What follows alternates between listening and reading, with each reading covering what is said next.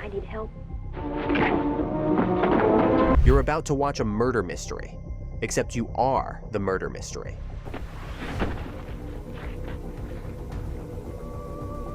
Lady in the Lake turned Philip Marlowe into a camera, Christmas into a crime scene, and Robert Montgomery invisible for 90 minutes. It destroyed his 18-year career at MGM, cost Audrey Totter her shot at stardom, and made Raymond Chandler so furious he demanded his name be removed. But this gonzo Christmas noir experiment became one of cinema's most fascinating disasters. Let's get into it. Montgomery's impossible pitch. Robert Montgomery didn't just want to direct this film, he practically begged MGM for the privilege, for 8 years. "I had a little trouble making that picture," Montgomery later said. That is, if you call 8 years of arguing trouble. Nobody seems to want an actor to become a director. Here's what made it worse. Montgomery was MGM royalty. He'd been with the studio since 1929, played opposite Greta Garbo and Norma Shearer, earned 2 Oscar nominations. But the moment he wanted to sit in the director's chair, suddenly he was persona non grata. The studio brass thought actors directing was like letting the inmates run the asylum.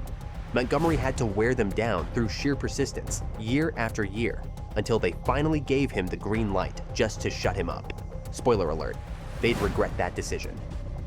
When the master fails. Raymond Chandler in 1945 was Hollywood gold. Fresh off Double Indemnity and the Blue Dahlia Oscar nominations, he could write his own ticket. So when MGM paid $35,000 for the rights to his novel, they naturally hired him to adapt his own work. It would be the only time Chandler ever adapted his own book for the screen. It was a disaster. Chandler turned in a 195-page screenplay that has been called remarkably bad. Think about that. The man who could write noir dialogue in his sleep, who invented half the genre's best tropes, completely bombed adapting himself. Here's what happened. Chandler got bored. "Working on the screenplay bores me stiff," he wrote to a friend, just turning over dry bones. He started taking the story in weird new directions, driving the producer insane.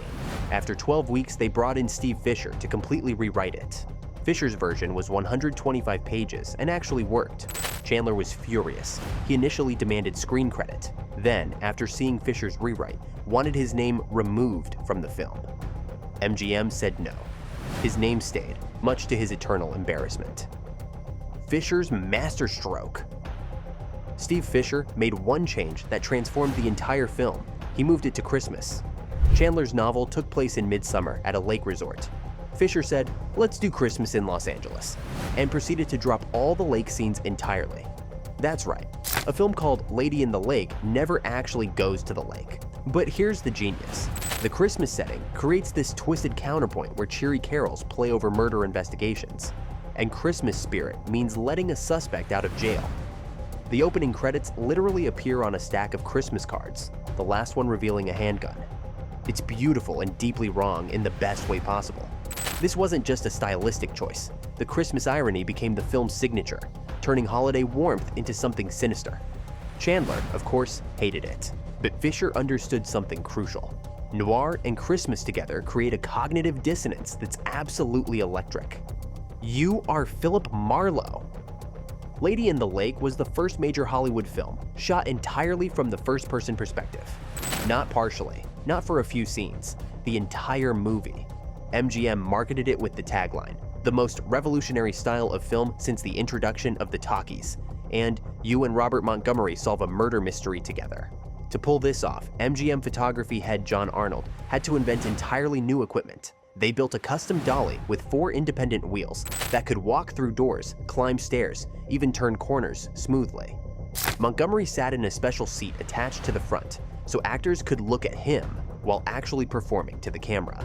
For fight scenes, cinematographer Paul Vogel strapped a modified IEMO camera to his body with a flexible shoulder harness. When Marlowe gets punched, you get punched. When Marlowe lights a cigarette, you're smoking. When Audrey Totter leans in for a kiss, well, pucker up, she's kissing you. The technique had been used before in brief snippets, 5 minutes here, a scene there. But 90 straight minutes of nothing but first person, that had never been attempted, and frankly, has barely been attempted since. MGM's panic. MGM executives watched dailies and had a collective heart attack. Their expensive leading man, Robert Montgomery, major star, was basically invisible for the entire film. They'd paid for a movie star and gotten a disembodied voice. The studio suits completely freaked out, so they demanded reshoots. Montgomery had to film these awkward interruption sequences where Marlowe sits at his desk facing the camera, breaking the fourth wall to explain what's happening. It's jarring as hell and completely undermines the experimental concept, but MGM insisted. They wanted to see Montgomery's face, damn it, they were paying for it. These sequences are the film's weakest moments, and everyone knew it, but the studio held the purse strings. Montgomery later said the studio produced the film with great secrecy to protect the innovation from those who may have laid claim to it. Translation: MGM was terrified someone would steal the idea before they could prove it worked. They needn't have worried. After this film, nobody wanted to steal the idea. The role that cost her everything. Audrey Totter was supposed to be in The Killers with Burt Lancaster. That role went to someone named Ava Gardner and made her a massive star. Why didn't Totter get it? Because Robert Montgomery walked out on another MGM film called Desire Me, causing a production reshuffle. MGM nullified Totter's loan out to Universal for The Killers, so she could stay and do Lady in the Lake instead. Let that sink in. Totter lost the career-defining role of a lifetime because of Montgomery's schedule conflicts. Instead of becoming a household name, she became the queen of B-noir. Brilliant, but never quite breaking through to the A-list. Here's the thing though, Totter is phenomenal in Lady in the Lake. She has to act entirely to a camera lens, not another actor, delivering all her emotional range to a piece of equipment. Film noir historian Eddie Muller called her performance Audrey Totter at her most expressive, noting she brings enough facial gymnastics for two actors since Montgomery is invisible. She arches eyebrows, shifts expressions every few seconds, makes you believe she's falling in love with a camera.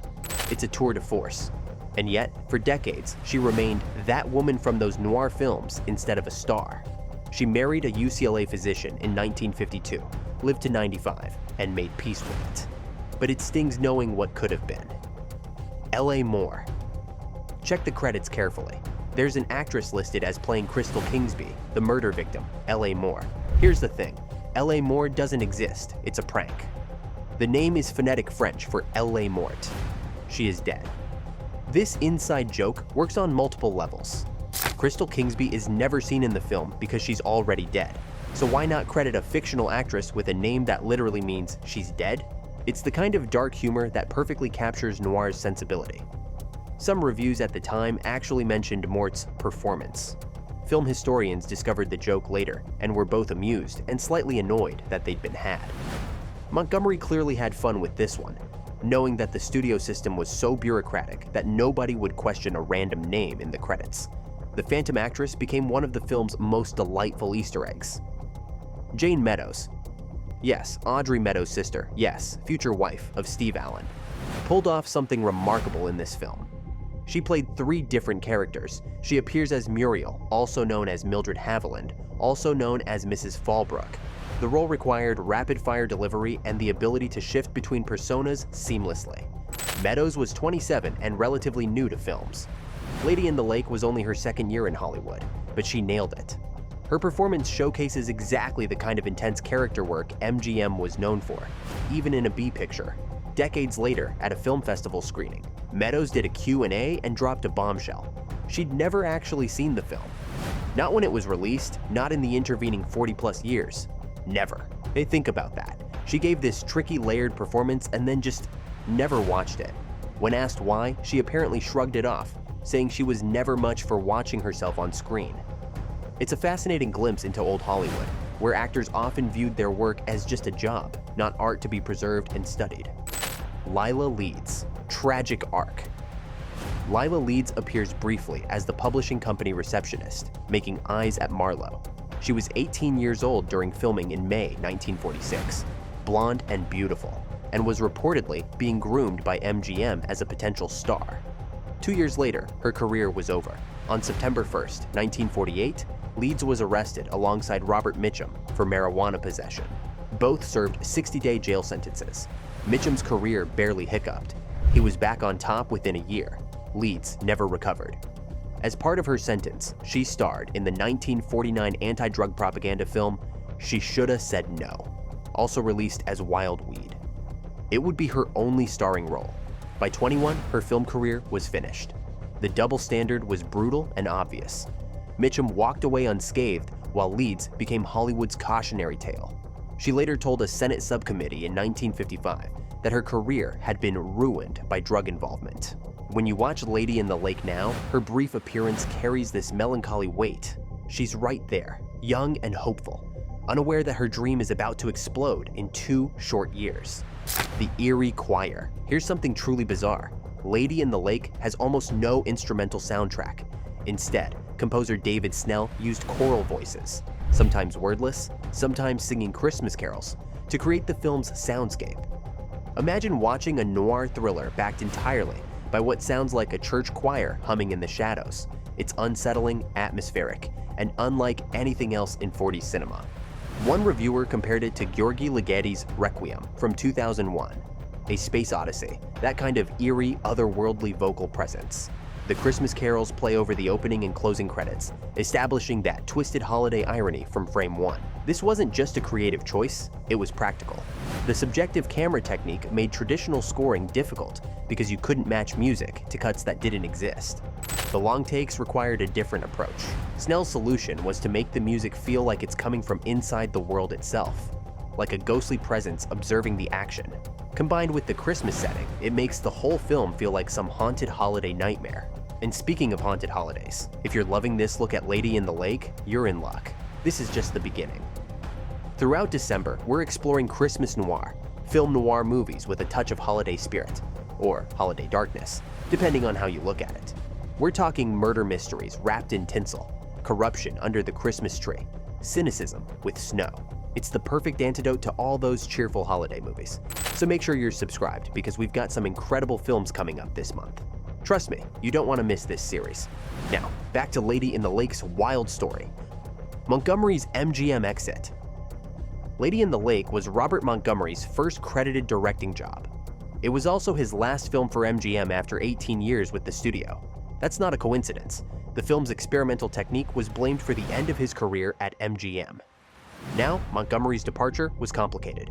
He'd been president of the Screen Actors Guild, had conflicts with studio head Louis B. Mayer over union activities, and was becoming increasingly political. But the timing is damning. Make one experimental noir that breaks every rule, become persona non grata. Montgomery later transitioned to television, directed the Emmy-winning Robert Montgomery Presents, and even became President Eisenhower's TV consultant. So he did fine. But for MGM, this represented exactly why they didn't want actors directing. They go off and make weird art films instead of profitable star vehicles. The studio system couldn't handle the risk, even when the risk actually made money. Lady in the Lake earned $1,812,000 in the US and Canada, plus $845,000 elsewhere, with a final profit of $598,000. It wasn't a flop. It just wasn't what MGM wanted their stars doing. Dark Passage steals the crown. 9 months after Lady in the Lake, Warner Brothers released Dark Passage, starring Humphrey Bogart and Lauren Bacall. It also used the subjective camera technique, but only for the first hour. Then, Bogart's face appears, and the film becomes traditional. Director Delmer Daves had clearly studied Montgomery's experiment and learned its lessons. The gimmick works best in limited doses. By mixing it with conventional shots, Daves created a more accessible experience that didn't exhaust the audience. Dark Passage earned $3.4 million and is generally considered the more successful first-person experiment. The comparison is brutal for Montgomery. He went all in on the technique and got punished for it, while Daves used it as a tool rather than a straitjacket and got rewarded. Film historians now point to Dark Passage as proof that Lady in the Lake's concept had merit. It just needed restraint. Montgomery's all-or-nothing approach was artistically bold and commercially risky. Dave's compromise was smarter, even if it was less pure. The experiment that refused to die. Lady in the Lake should have been a cautionary tale that killed the first-person technique forever. Instead, it became a cult film that filmmakers keep returning to. Gaspar Noé used it in Enter the Void. Hardcore Henry in 2015 did it for an entire action film. Video games obviously owe their entire visual language to it. Film scholars study Lady in the Lake in cinematography courses as an example of how technique can overwhelm story, but also create something genuinely new, It's in the permanent collection of the Museum of Modern Art. Criterion-level film buffs consider it essential viewing, even while acknowledging it doesn't quite work. The technique's persistence proves Montgomery was onto something, even if his execution was flawed. He pushed cinema forward by trying something genuinely radical, and even in failure, that matters. The film asks, what if we completely reimagined how movies present reality? The answer turned out to be, maybe not like this, but the question itself was worth asking. Lady in the Lake's legacy is that of a beautiful disaster, ambitious, flawed, and absolutely unforgettable. Lady in the Lake is many things: a technical marvel, a narrative mess, a career killer, a box office success, a Christmas movie, and one of noir's strangest experiments. It destroyed Robert Montgomery's MGM career, cost Audrey Totter her shot at superstardom, and made Raymond Chandler want to remove his name from it. And yet, here we are, 78 years later, still talking about it, still fascinated by its audacity. That's the magic of noir. Even the failures become legendary. So before you leave, which Christmas noir should we cover next in this December series? Drop your suggestions in the comments. Hit that like button if this story blew your mind, and subscribe, because we've got more twisted holiday noir coming all month long. Until next time, stay cynical, and Merry Christmas, sort of.